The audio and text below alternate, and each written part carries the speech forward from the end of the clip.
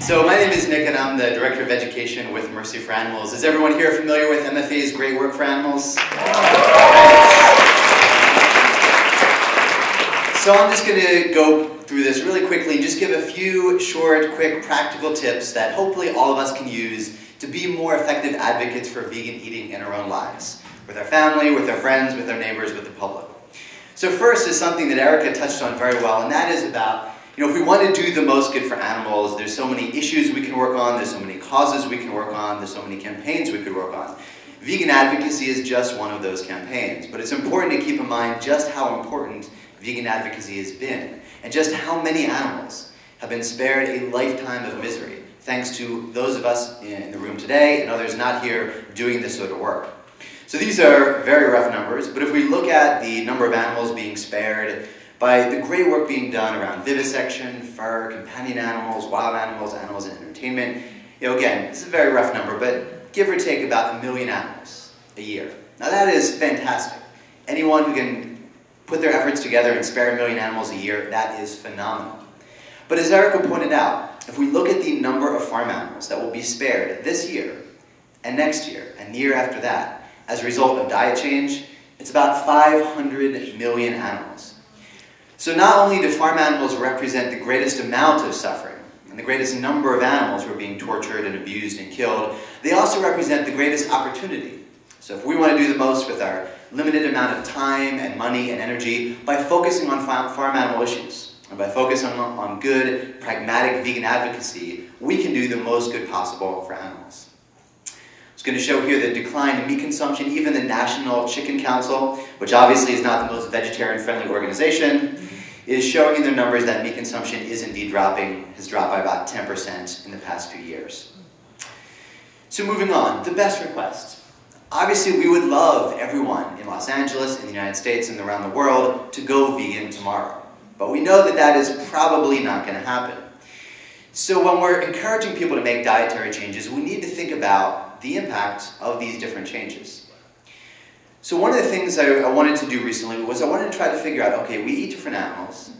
I wonder how much suffering the average American omnivore causes to animals and to different types of animals.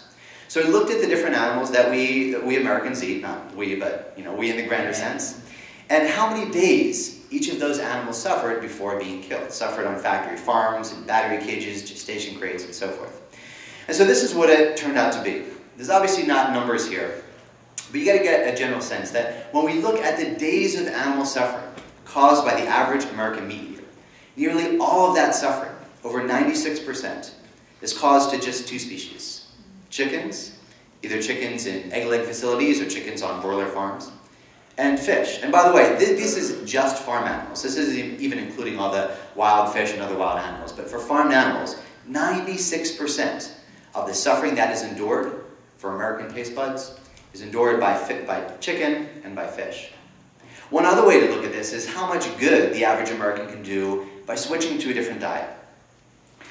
So by going vegan, of course, you'll spare 100% of the farm animal suffering that you would otherwise be causing. By going vegan except for dairy, again, if we're looking at the number of days of suffering, you'll spare 99.6% of that. Vegetarian, 89%, no fish or poultry, 84%, and no red meat all the way down at 4%. And even that is optimistic, because this is assuming that people don't replace those products with other animal products. So those who do cut out red meat, because many of them replace it with chicken, they may have a net negative impact for animals. So what does all this, what all these statistics mean, practically speaking, for us as vegan advocates? Well, if we're speaking to someone and where you would love them to go vegan or at least go vegetarian, but they're not necessarily willing, but they're willing to take a first step, one great first step they could take is simply cutting out chicken, or cutting out chicken and fish. Just by doing these things that are definitely a lot easier than going all the way vegetarian, at least right away, they can spare about 85% of the suffering they're causing. It's a great first step, it is a first step, but it's a first step that can do a huge amount of good for so many animals. One other thing I want to talk about is the importance of showing people how to make changes. All of us here today, we know how badly farm animals are abused. And we want everyone else to know how badly they're abused as well, because we think that if they know, then they'll make a change. If they just see why to go vegetarian, why to go vegan, the benefits to animals, the benefits to our health, to the environment, to social justice, and so forth. If we just show them why, then people will make the change.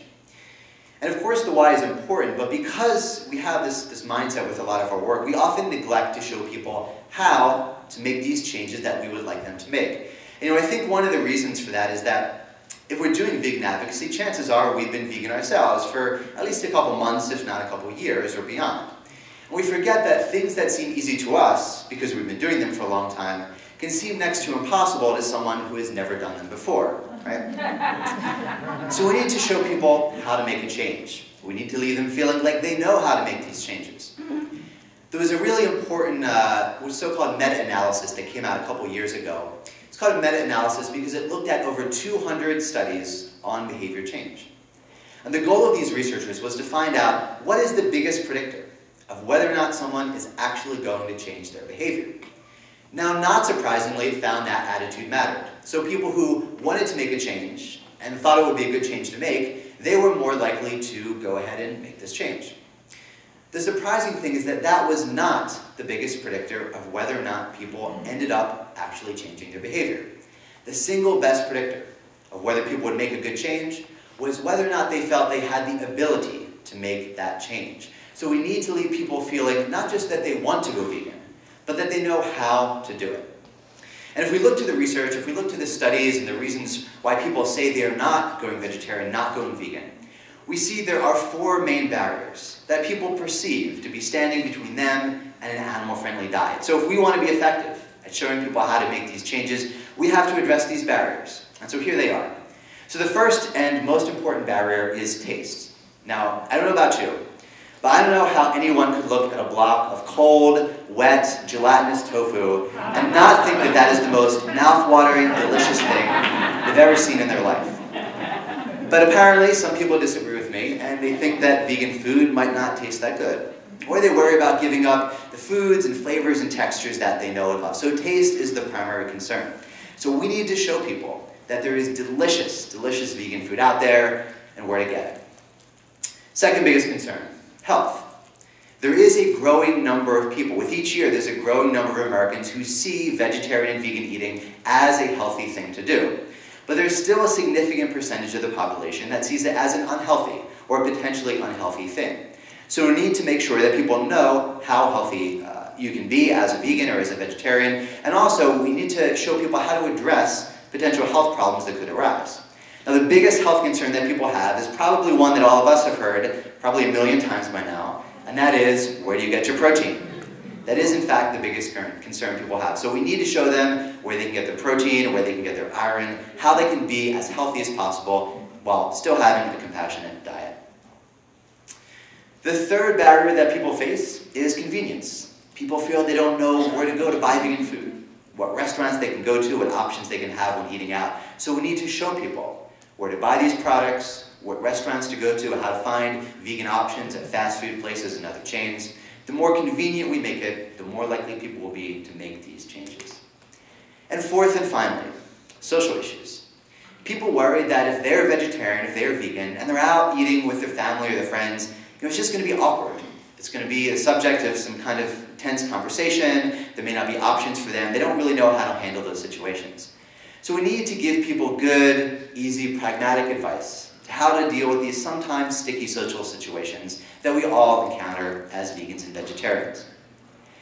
Now, one of the reasons it's important to show people these hows is not just to help people make the change, but to help them stick with it.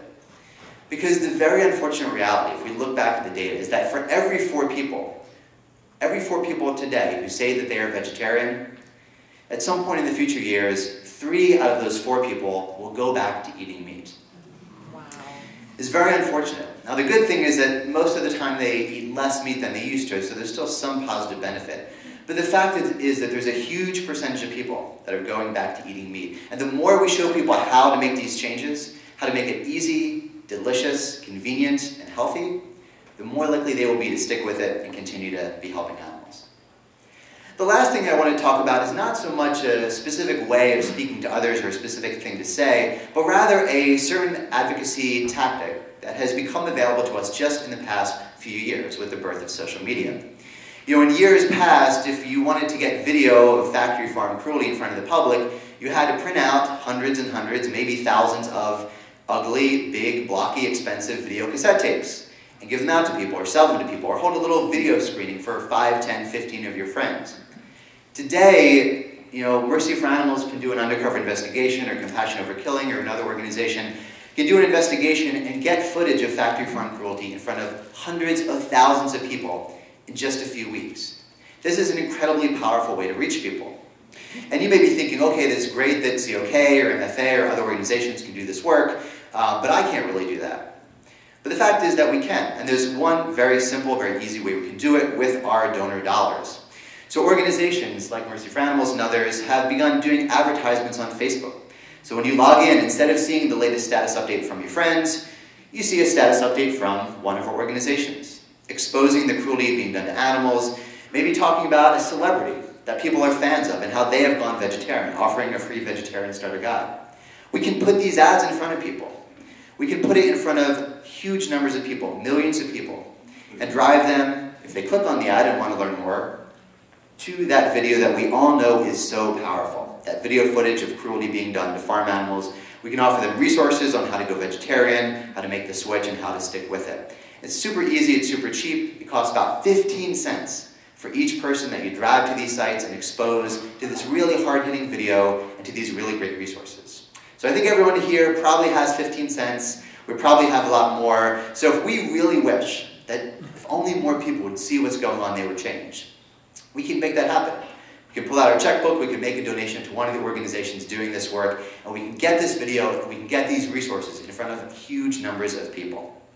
And you know, it works really, really well. These are just a few examples of the comments that we get every day from people who have seen the ads, have seen the video, and their life has been changed as a result of it. So this is what every one of us in this room can make happen with just, you know, a little support to the organizations doing this work. So that's pretty much it. Thanks again, and thanks for all the work you're doing for animals.